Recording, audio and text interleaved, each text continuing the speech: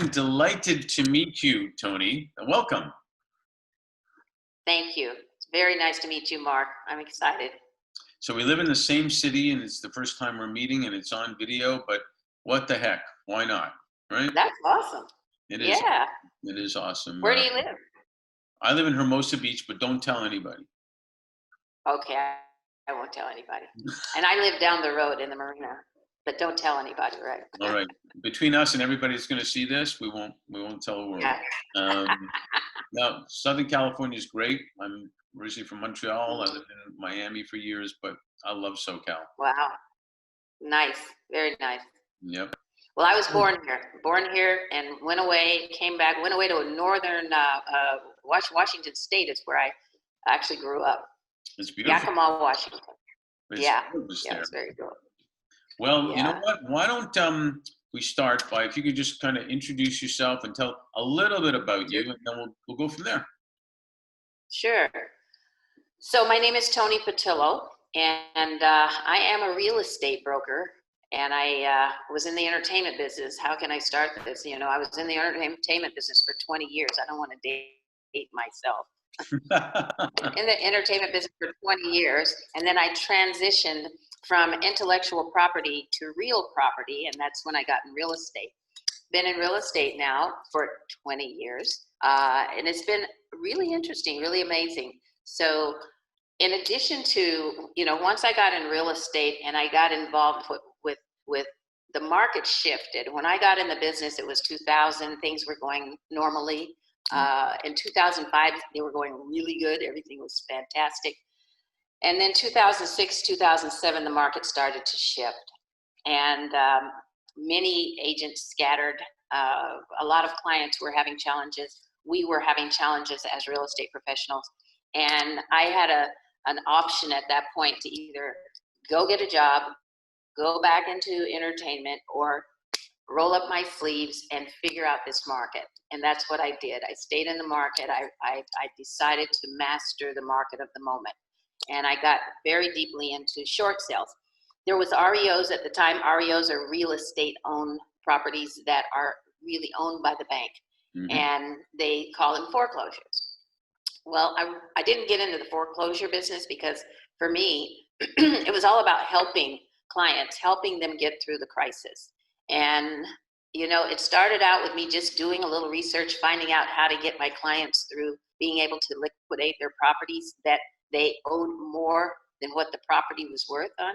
Right. And one thing led to the next. And the next thing you know, I was helping a lot of families. I was helping a lot of agents, real estate agents, to get through this crisis. And it was at that time that I really discovered that I was very passionate about that process.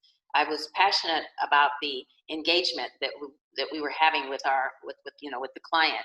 I was at the same time, I had an aging mother who was up in Washington State where I grew up.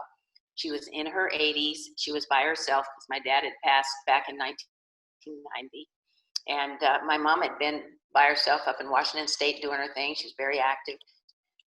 That just led me to remind you that was the civil rights movement.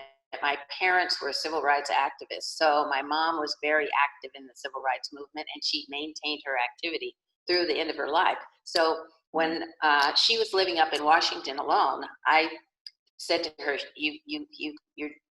you shouldn't be alone anymore, and I'm going to bring you down to California to hang out with me. I didn't say I'm moving you to California. I said I'm bringing you down to hang out with me. And she thought, that's great, you know. So she came down. So suddenly now I'm in the real estate business. I'm dealing with distressed properties. I'm also caring for my mother at the same time. So it was just a really unique blend of being of service, if you would. Being of service and caring for an older adult and an elder, and it was my mom, and it was amazing the experience that we had. But I started to realize that a lot of people, you know, were aging. The boomers, we were all getting older, and the seniors, you know, they were aging, obviously, and everybody needed to, there was like no book written on how to care for your loved ones as they're aging and going through lifestyle transitions. So it's been a very interesting journey, to be honest with you, Mark, because between the economic crash and the whole boomer uh, aging transition, lifestyle transitions, this has all been kind of blended together. But what's interesting is that the distress market went through its phase. And right around 2012, 2013, we started to come out of that, and properties started to recover. Values started to come back. The economy started to come back. My mom made her transition in 2011, and there's a couple years later, my brother, who was actually 17 years older than I was, he lived in Arizona, and I started getting calls about his health. And come to find out, he had started to have some cognitive challenges. I went to go visit him in Arizona. Come to find out, he hadn't ever had a colonoscopy. He had been told to get a colonoscopy, but something was happening from a mental perspective, and he didn't get one. But at 74, he had his first colonoscopy, and of course, they discovered colon cancer. Well, I ended up bringing my brother back to California, and he lived with me, and I took care of my brother. And my sister moved in. She helped. It's just been a caregiving journey. And I've always been a lover of education and a lover of knowledge, and I love empowering my agents. I love empowering my peers, and my family, for that most part. So it's just been, I realize what my sweet spot is, and what I love doing is helping people get through things. So that's, I don't know if that answers your. In fact, it answered all my questions. Did it?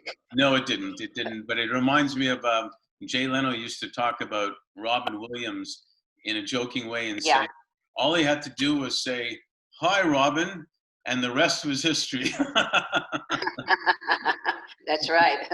Because he was awesome at that. But no, that was, I really appreciate you sharing that, because as I mentioned to you briefly before we went on, I wouldn't necessarily have a specific interest in interview, whether it's a real estate agent or whatever, just because.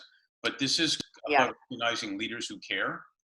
And what got me really interested is what you're talking about in your background, how you did care and should care for your mom and your brother, but it goes beyond that. You started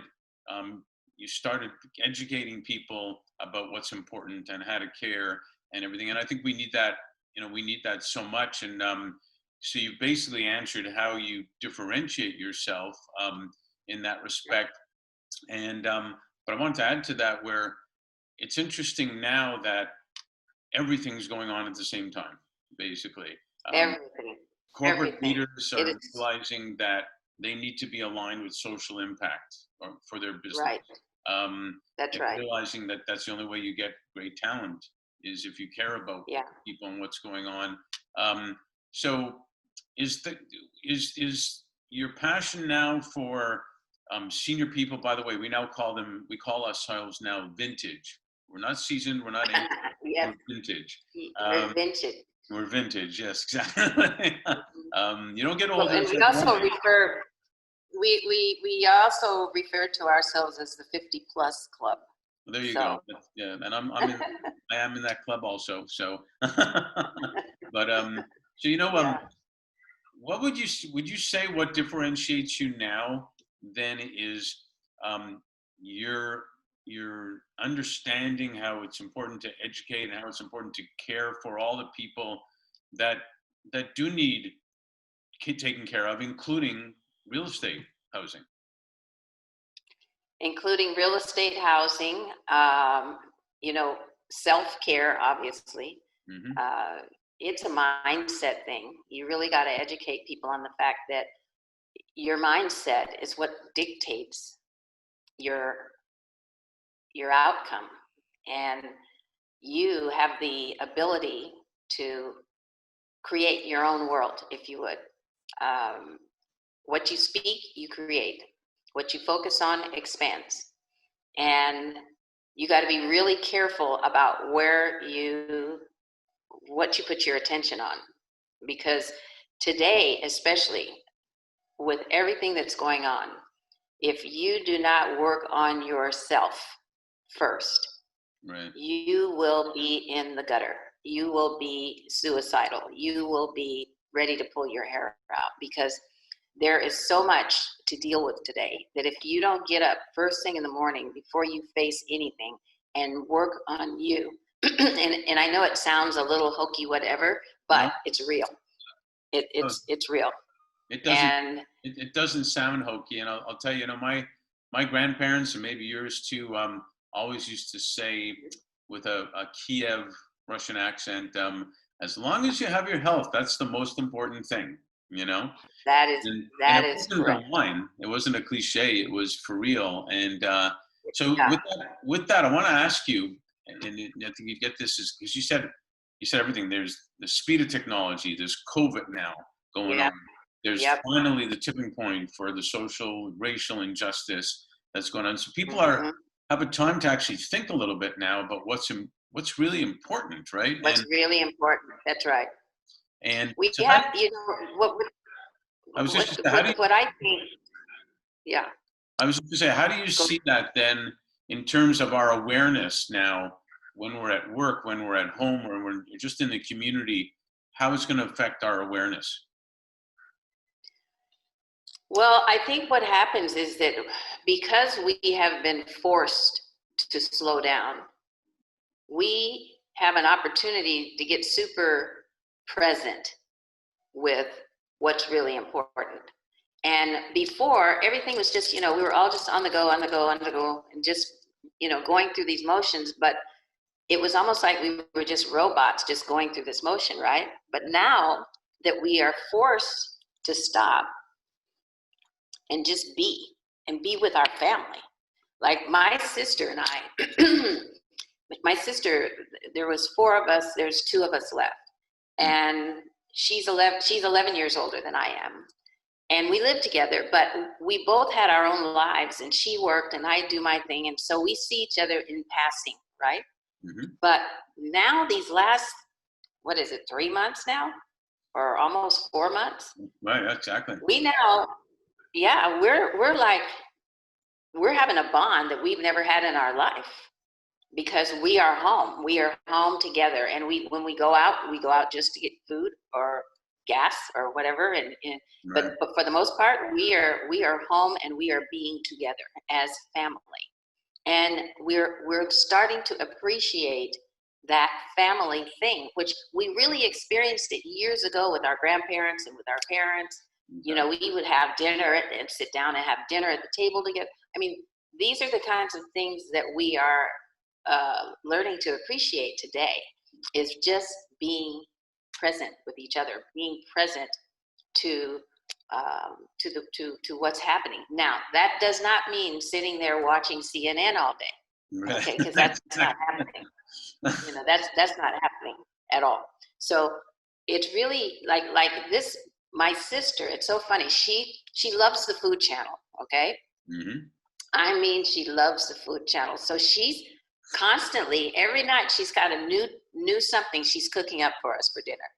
And I still do quite a bit of work since I'm in the real estate business, and I'm out and seeing properties, and I'm not really working from the office. I'm working from home, but we're still engaged with clients and with Right. with with showing properties. But she's home all day, and I've got three cats.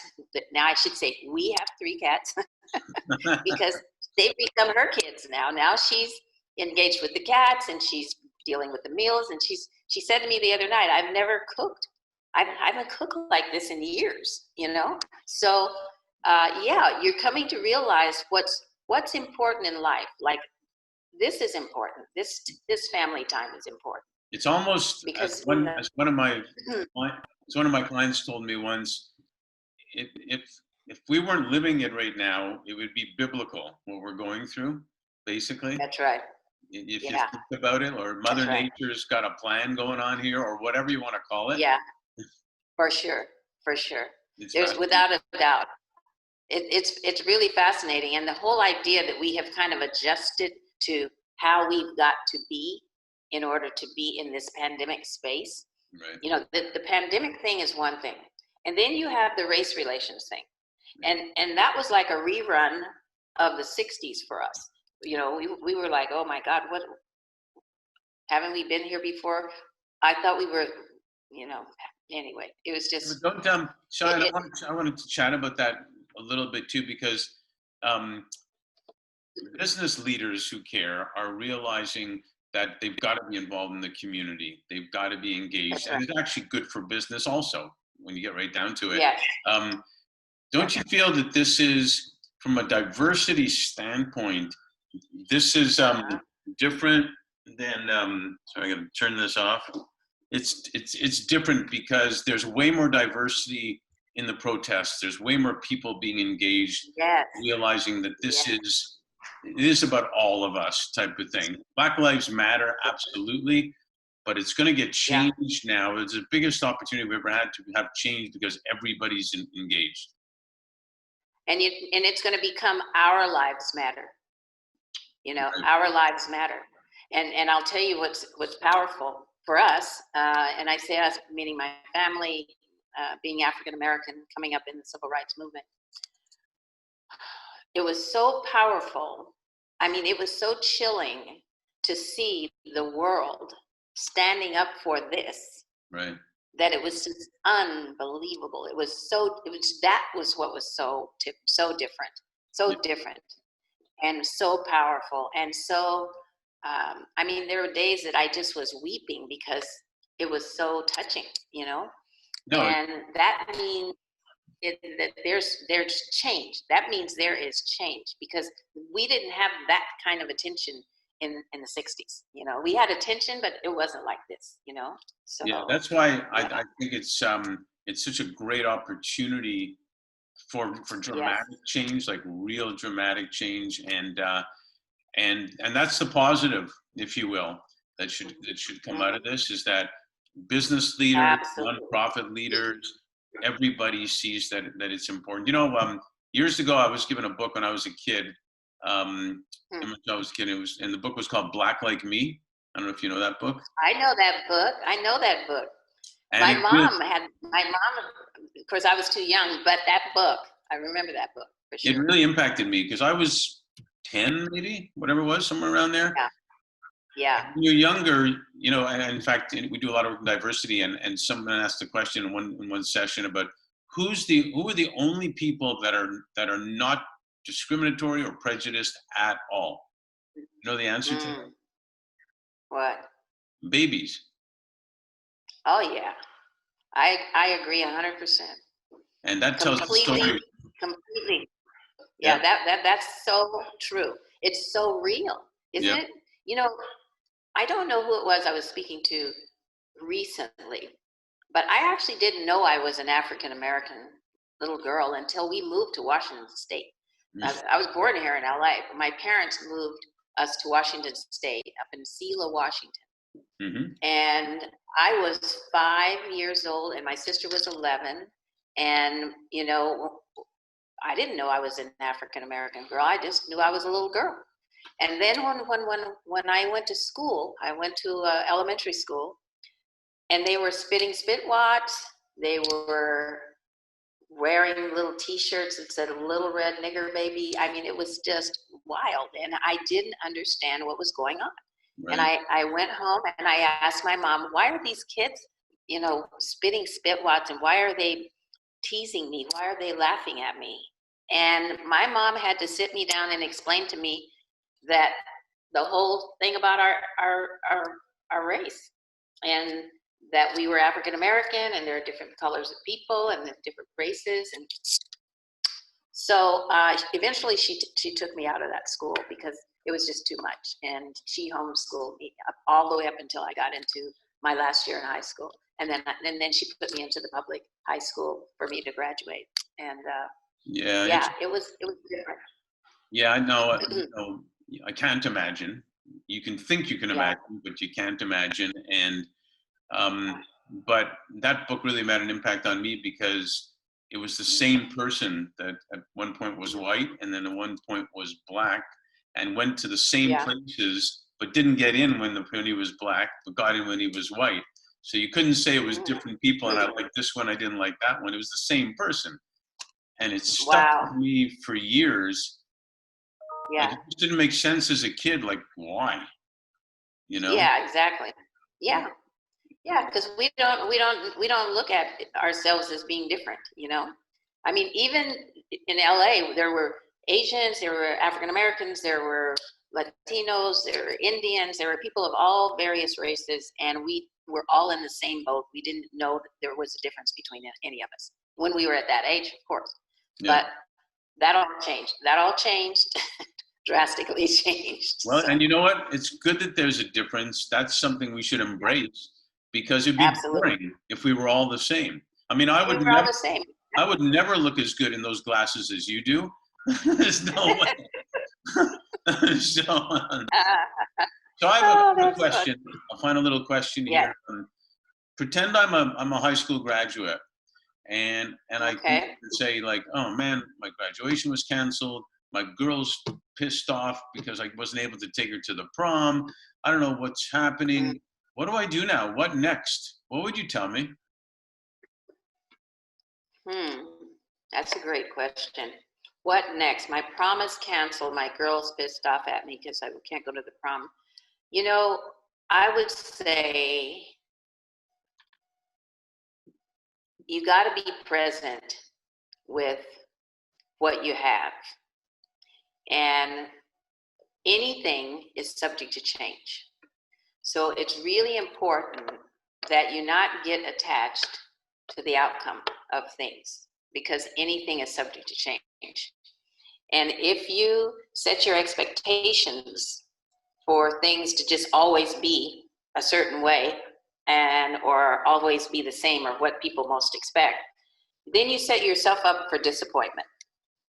So I would say, always be prepared, or maybe you don't have to, maybe you're not prepared. We weren't prepared for this pandemic thing. We weren't prepared to have all of this, these lootings and all these things. We weren't prepared for that.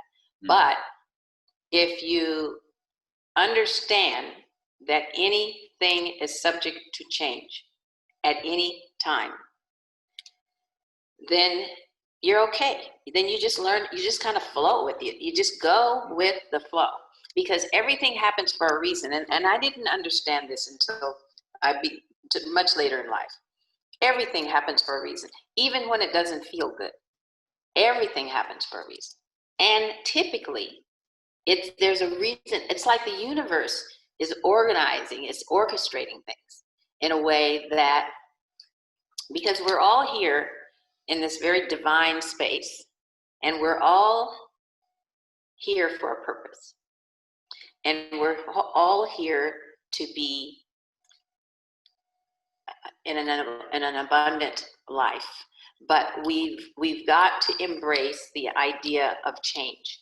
We've got to embrace the idea of being grateful for what we have. Absolutely. I mean, I just have to keep circle back around and say, well, let's look at what we can be grateful for. Let's not focus on what changed or what didn't happen or what. It's just anything is subject to change, but circle back to being grateful for what you have. That's what I would say.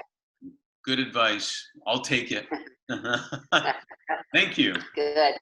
You're welcome.